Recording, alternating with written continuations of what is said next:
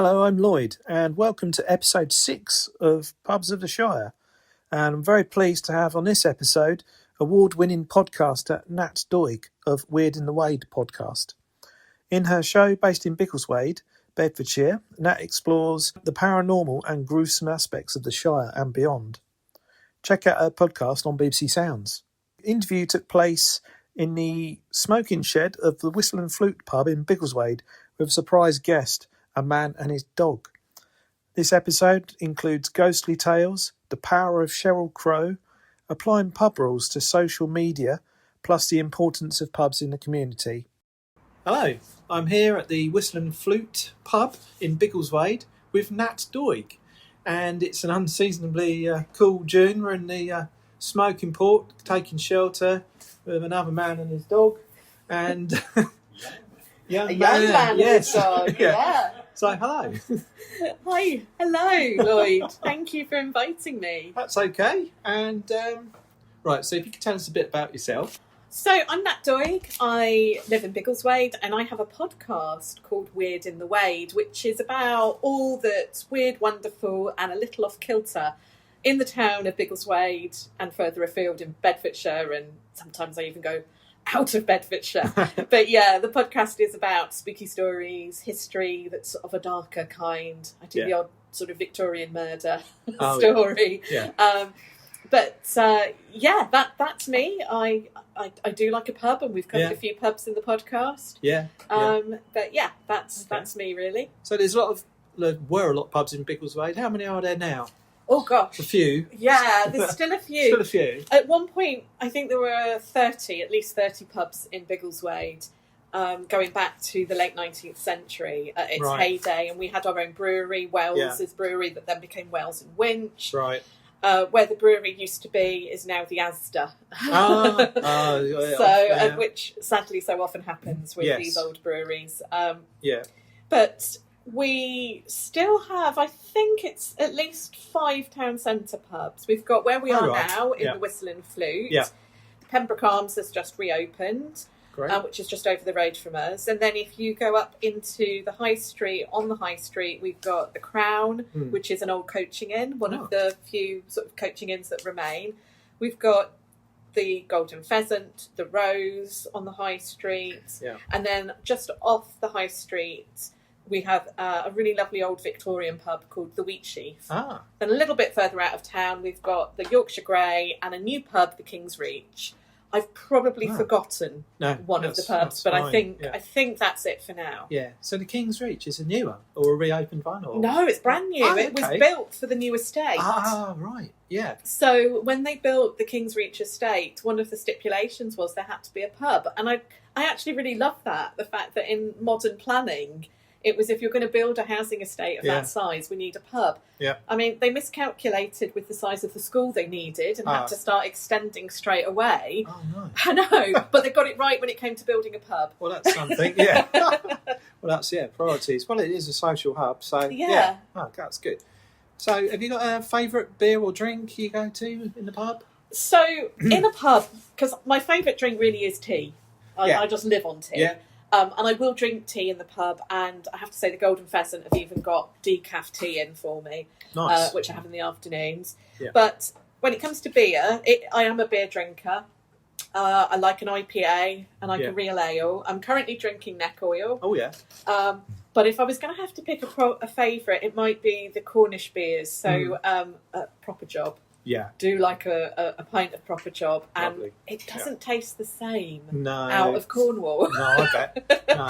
And I grew up in Cornwall, so it kind of takes me back. But I even like a Doom Bar. I'll drink a Doom Bar because it's the taste of home. Yeah. We've got agreement here about Doom Bar. That's good. Verified. Yeah. So. I'll try any tipple really. I also like a whiskey. I like a Scotch. Okay. Yeah. My favourite Scotch is a Dalmore. Yeah, that's a nice one. And a Glenmorangie. Yeah. That's a popular I do like a Glenmorangie. Yeah. Some of my friends like that one. Yeah. But like you say about the Cornish beers, I think it's partly because it might be different to the when it's shipped out. Plus, it's just that environment, isn't it? I don't know, maybe it's the salt air. It's a bit of both, yeah.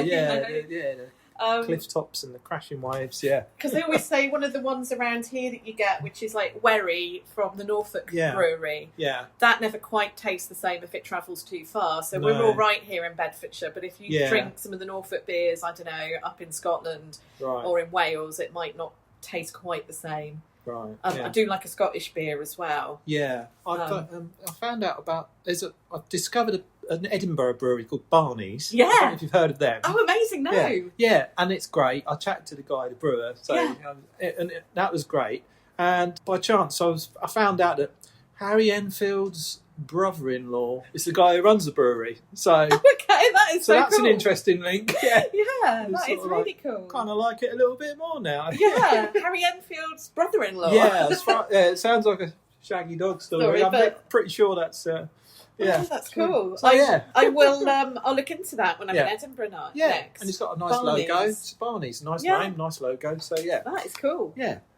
So have you got a favourite bar snack or a meal, pub meal? It could be either or both. I mean, a pub snack, you can't beat a nice bag of crisps, like beef and onion. And I was talking to my husband about this last night, saying, I've got to answer these questions. Right. And I said, I used to really like those Brannigan crisps, which I don't think you can get anymore. Loved those. You could get like a ham and mustard, I think it was. Yeah. But no, I like a nice beef and onion flavour crisp. And for a meal, I mean, you can't beat a decent fish and chips in a pub. Safe bet. Or a sausage and mash. Yeah. Bit of a traditionalist. Definitely, yeah. Sausage and mash or pie and mash. Lovely. Pie and mash. Yeah. I mean, if I'm in London, definitely. Yeah. Pie and mash in a London pub. Yeah. So those Brannigans, I really miss those. They were slightly thicker. They were. And the mustard was quite hot. It was. I don't know why they got rid of those. I don't know. And the paper bags were proper paper, weren't they? Lovely paper bags, not the plasticky bags. No, I can't remember the other flavours I did, but those ones stuck out. Yes, they did to me too. And I think you have to be of a certain age because they were really big in the sort of 90s, weren't they, and noughties. Yeah. So it was student crisps they were for me when I was going to the pubs as a student. Yes, definitely good student fare. I think round up, I don't know, it was just up north, but there was the Seabrooks as well. They were the crinkly, quite greasy in a good way. But I love Seabrooks. Yeah, and they were good, I think they might still be going up north. Yes, I think they might be, I'll have to investigate those, Yeah, they were good. Right, so you've got 50p. What song would you put on the jukebox? Or if you bought for choice, you can have 3 for £1. 3 for £1, because I love a jukebox. Yeah. And this really brought memories back for me. Right. Because I thought, when was I first putting, songs on a jukebox in the pub? And it was before I went to university. I used to go to a pub in Doncaster called The Castle, and it had a real reputation. It was right on Doncaster Market, on Donny Market. During market days, it was full of people either going to the market or the actual market traders would pop in. But in the evenings, there was quite a rough crowd. And so us teenagers used to hang out there, probably because we could get served. And we would always sit in the front bar. The front bar was the posh bar. We'd sit in the front and they had a jukebox. And I would always, for some reason, me and my friends, we would always put on James Brown's Sex Machine. Right. I don't know why. Get the night going. Get the night going. It would get us up dancing. So, and I hadn't thought of that in years. So that was a really lovely memory to come back. Because I haven't played that on the jukebox in, like I say, years. No.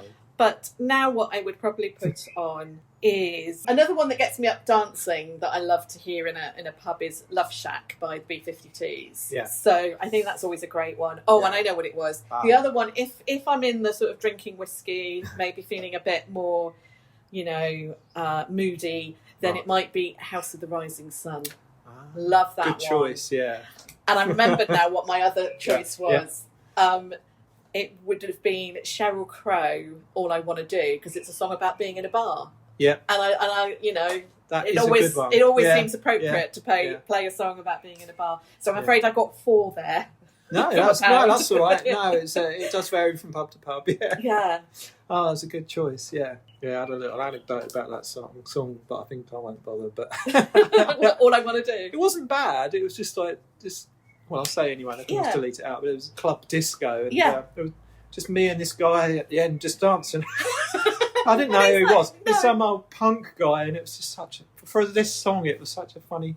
I think it's one of those songs that you could be like an old punk guy. You could be young at the time. Yeah, I was training to teach when it came out, and so the kids liked it. Yeah. We all liked it. My parents liked it. Yeah. It was one of those songs, I think. It was a damn catchy tune. It was a damn catchy tune. And I think everyone's had a day like that where you've sat in a bar and you've got chatting to a stranger and you're just watching the world go by.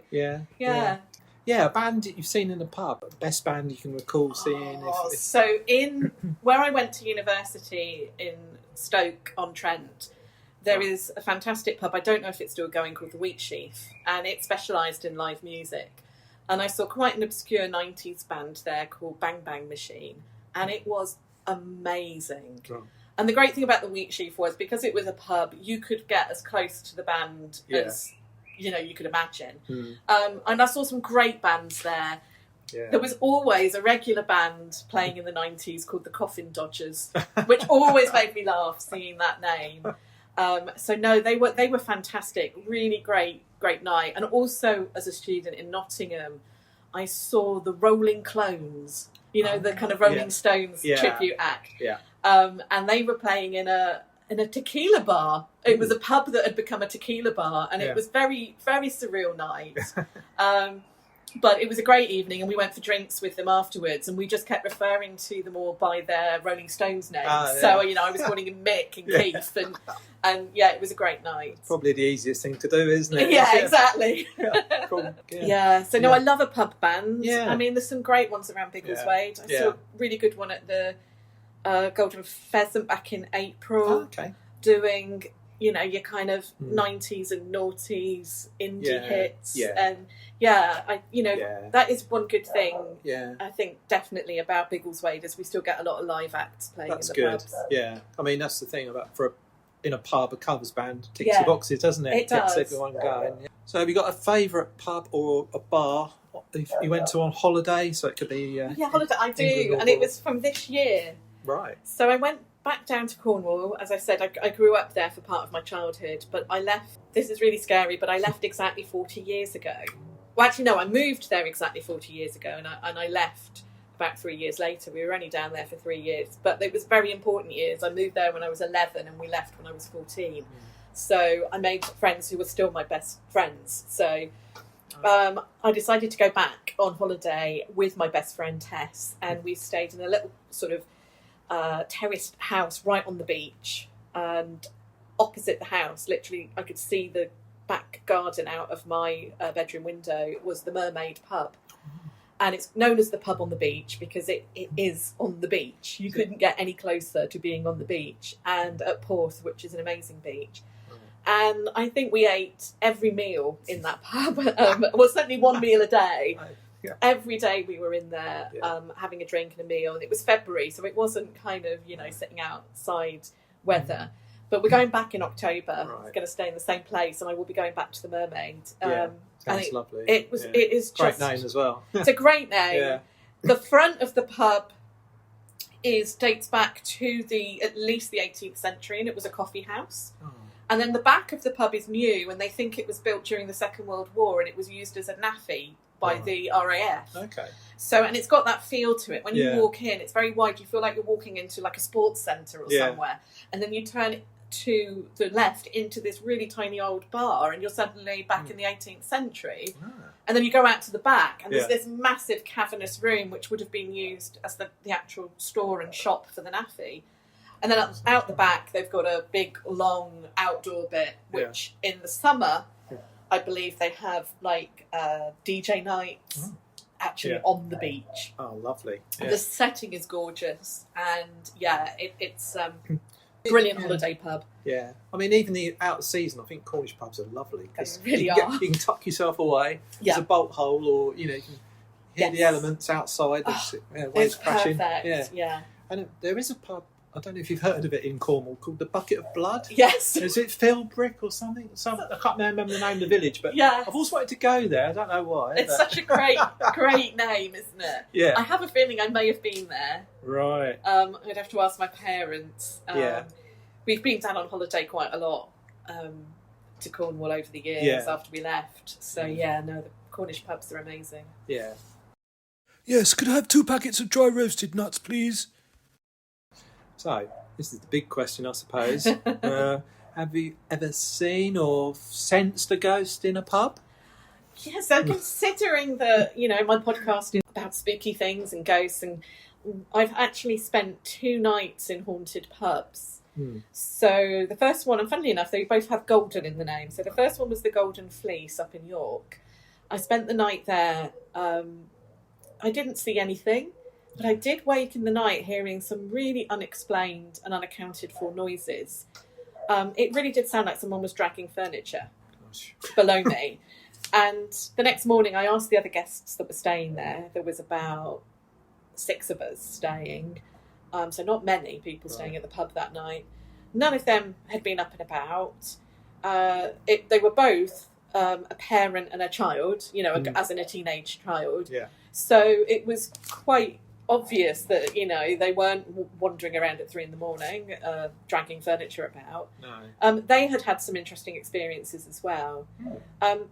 Although saying I didn't see anything at the Golden Fleece, I sat down in the back bar at the Golden Fleece, and anyone who knows it, it's a very unusual pub in York.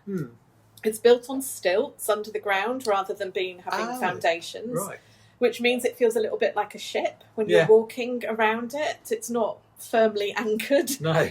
So there's a bit of movement almost. There is a bit of movement almost. And I was sitting by the fire and I looked up because I sensed somebody next to me place a glass on the table.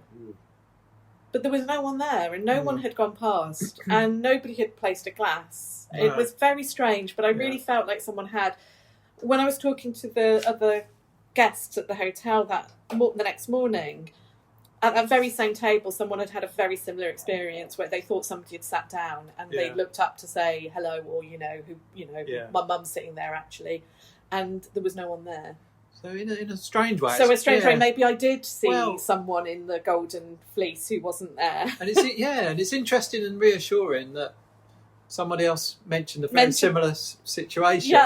Which kind of makes me feel like less. Or if you're looking for a sceptical explanation to it, that maybe there is just something in that vicinity. Yeah. Like shadows. Maybe shadows get cast there. So there is always you can always look at it from a believer or a skeptic point of view. And the other haunted pub is a Biggleswade pub. Right. And I spent the night at the Golden Pheasant. Yeah. Overnight with 8 other friends, and we slept in the bar, except we didn't sleep, but we were camped out in the bar downstairs. Didn't see anything that night that we were there, although I did feel at one point as if somebody had sort of touched my wrist, pressed their finger into my wrist, and I looked up to see who it was, thinking someone was trying to get my attention, and there was no one there. We are still recording. Yeah. No, don't worry, it's fine. I'll just say that last bit again. Okay. And I looked up, and there was no one there. Odd. So it was odd. So we had great fun, and you can listen to, in fact, both about the Golden Fleece and the Golden Pheasant. Those episodes are available. So if you're really into pubs, you can look through all the episodes I've done about pubs to listen to. Well, I'll put a link on. Thank you. Yeah. And have you got a favourite pub ghost story? So it must be quite a lot. There's so many, and so many pubs have these stories, and some of them, range from just seeing a shadowy figure kind of tripping across the room. But funnily, we were just talking about one of my favourite ones, and it's in Bedford, and the pub is no longer open, so it is a dead pub in that sense. Because I know you do your dead pubs as well. But this pub, it's had many names over the years. The Bull-Nosed Bat, the Compass. Yeah. Then it became Wicked, the vodka bar. Oh, yeah. But there was a really lovely ghost story about a ghost cat who lives in that pub, and it was seen by somebody who lived in a flat above the pub, that they would see it sitting on a chair, and they'd think it was a cat that had come in, through a window, and then the cat would just disappear. But the cat also, I think, was seen by punters in the pub downstairs as well. Oh, right. And then you reminded me of another story about that pub. which I think you have to tell Lloyd. Well, I think there was builders in, and there was refurbishment. I don't think it definitely wasn't archaeologists, because they wouldn't do such a thing. But no. The builders, because it's opposite the church and the square, St Paul's Square, St Paul's, not St Peter's. Yeah, they found a human skull, and they wasn't sure what to do with it, so they popped it in a McDonald's bag. I think they did take it to the authorities, didn't right. they? Yeah, but in a McDonald's bag. Unusual vehicle for a skull. Yeah. And I think when it was looked at, it was an old skull, like 18th century or something, because I think that building is actually quite old. Yeah. It's right by the bus stop on St Paul's Square, if anybody wants to go and have it, but sadly it's no longer open. I think prior to that, maybe in the 60s, it may have been the back of the Silver Grill, which went onto the high street. It sort of was in between. So there's a lot of sort of history. There is. Yeah, there's a lot. Yeah, and again, I'm not sure about the line of the graveyard, how it... true. Further back, whether it would have gone across the road. Whether it was much bigger back in the day. Yeah. So that's a few theories for that, yeah. What's your favourite pub, as in live pub? My favourite live pub, I have to say, is the Golden Pheasant. Yeah. Because in Biggleswade, it's like my local now. All because of me making the podcast, going in there and asking them, do you have any ghost stories? And the regulars just started telling me so much. Paddy, the landlord, immediately started chatting to me about it. And over the last sort of 3 years, I'm pretty much can be found often in the Golden Pheasant. I've become friends with lots of the people who drink there. Yeah. And it is just a really lovely town centre boozer. Yeah. Great history. Yeah. But a really friendly, welcoming atmosphere. Yeah. So the Golden Pheasant, definitely worth a visit. It's quite old, isn't it? And it's got the sort of like an alleyway going through. Yeah, it's got this passage that goes through, and the big story about that passage is that in 1900 there was a terrible accident there where two regulars had been sort of messing about, dancing with each other and just having fun. And one was quite young, Arthur French, he was 23, William Robinson was in his 60s. In fact, they all started this because Arthur was singing a song and William thought that song, possibly wasn't up to scratch and was like, sing this song's better. Right. I think it was that classic young person, older person, battle of which songs are the best. In my day, this is what we sang. Generational difference. Generational differences. So they're dancing around with each other and just goofing about. And unfortunately, one of them tripped. They both fell down in that passage. And William Robinson hit his head and he never recovered. He never really properly came round and he died the next day. So it's a really sad story, but Tom, the barman at the Pheasant, put it in a different light for me. He said, well, we're all going to die. William Robinson, for the Victorian times, had made a good age at 64. He was considered to be an old man.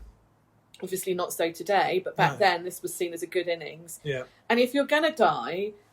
What a good way to go, messing about with your mates, singing and dancing and laughing, and you get bonked on the head and then you just don't wake up. Well, so in a way, it's sad for his family and his, but also, if I'm going to go being bonked on the head in the pub and not waking up. It's quite quick. It's quick. I was having fun. That's a good But his ghost is said to possibly haunt the pub because many staff and customers have heard singing which they can't account for. Sort of disembodied singing either coming from the yard or if you're in the yard coming from the pub itself, and then when the staff go to investigate there's no one there, no one passing outside. There's also been lots of incidents where the music has just suddenly started playing in the pub, so the stereo will be switched off, or the radio is switched off, and it will suddenly just start playing by itself, and it's always music. It's so there seems to be some kind of ghostly connection. Yeah, that sort of that music, it specifically echoes that incident, doesn't it? Yeah. So have you got a favourite pub that's gone? A dead pub? Well, do you know what? Or not particularly. No, I do actually, but not locally. No. And I thought I might, because growing up round here, before we moved to Cornwall, I lived in Henlow for 5 years, and I thought about all the pubs that I went to as a child.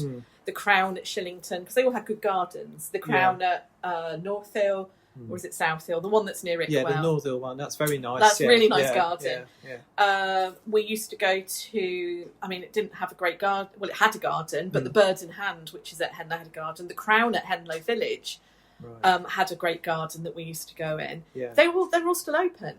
Yeah. All the local pubs. So it's going to be a pub from Stoke-on-Trent from when I was a student. The Roebuck.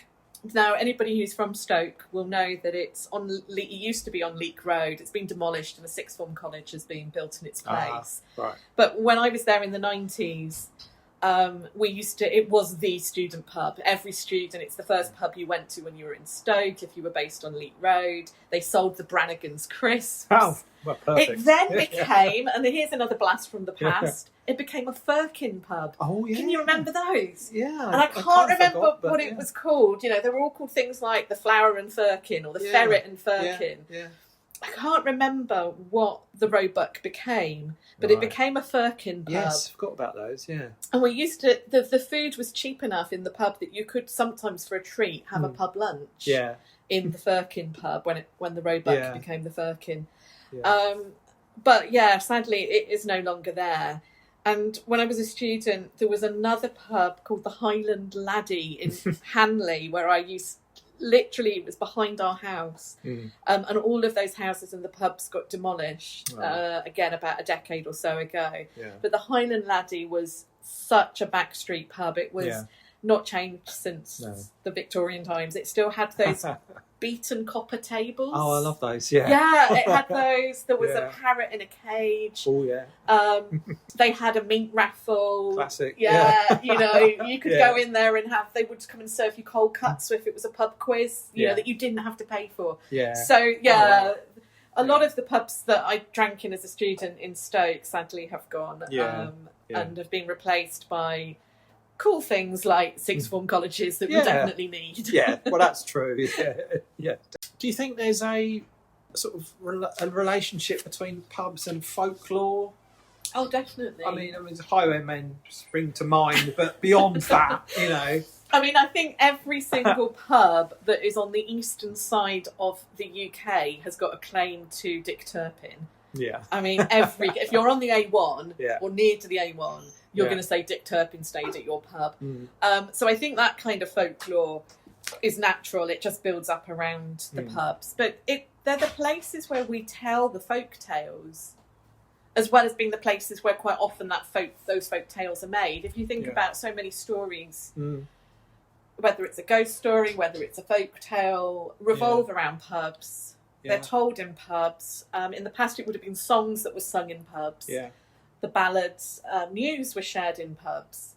You know, when we had a nation that didn't read, somebody who could read or who had heard, you know, a broadsheet or a pamphlet being read in the town square would come into the pub and say, listen to what I just heard, or would come and read it aloud, and everyone would gather round and listen. So I think pubs have, you know, and inns and hotels have had that long connection with being exchanges of storytelling, information. Yeah.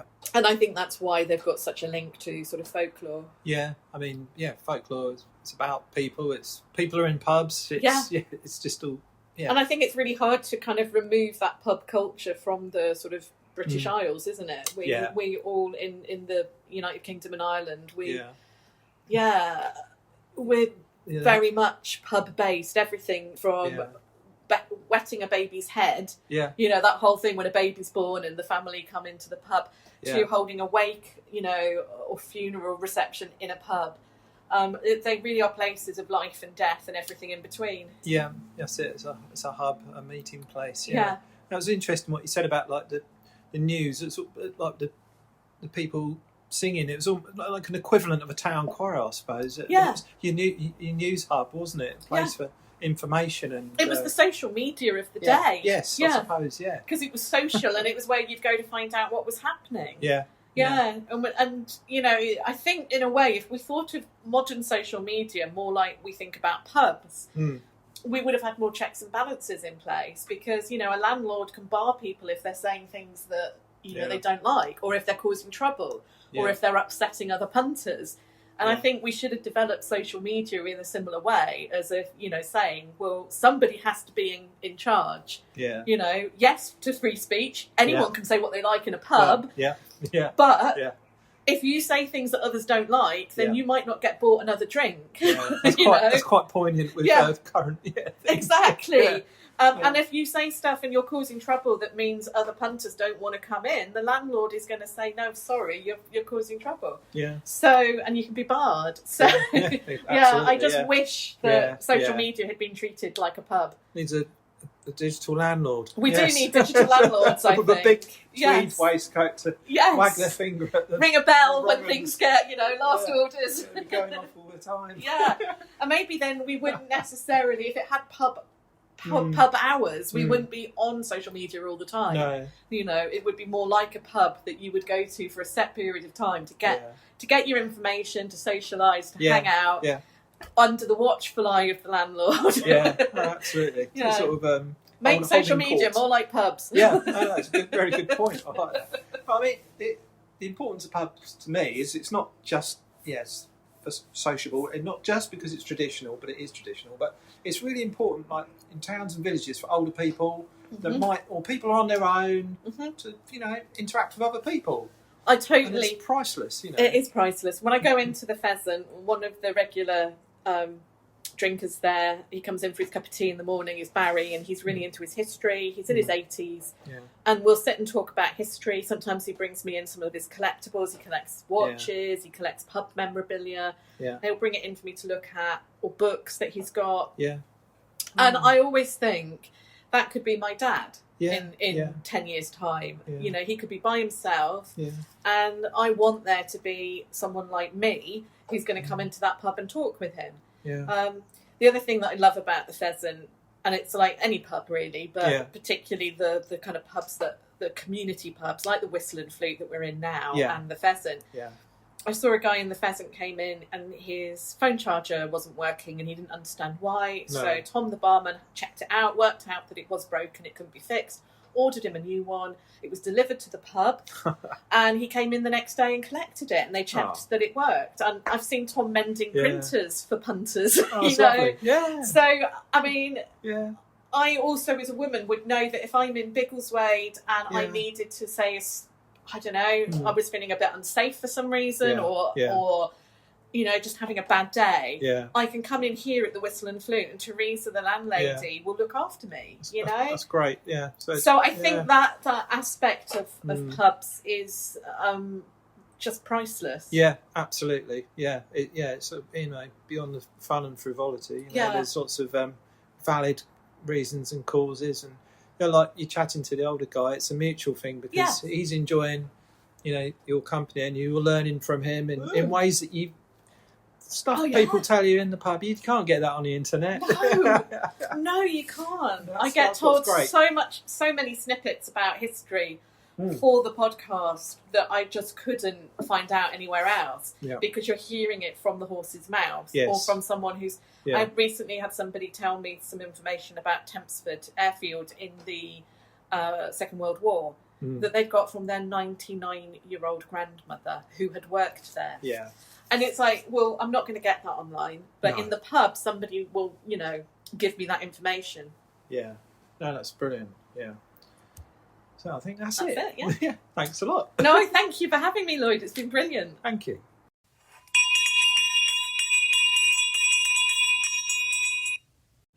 Last orders at the bar, please. Do your talking, walking. Okay, hope you enjoyed that. Be sure to check out Weird in the Wade on BBC Sounds, featuring Bedfordshire pubs, and Nat's blog, weirdinthewade.blog.